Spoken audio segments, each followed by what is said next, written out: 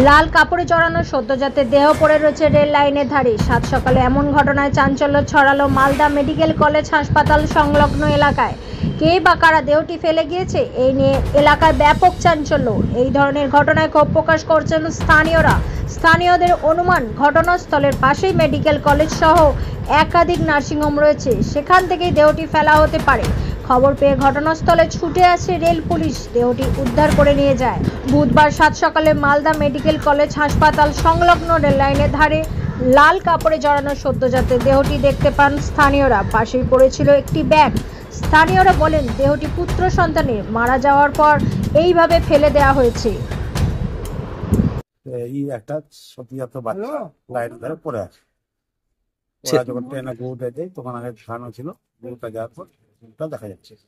ছেলে নামে ছেলে পাশে তো মেডিকেল কলেজ নার্সিং হোম, কি মনে করছেন? মনে হয় নার্সিং থেকে এসেছে। এই যে এইভাবে ফেলে যাচ্ছে ওপেন, এটা কি ঠিক?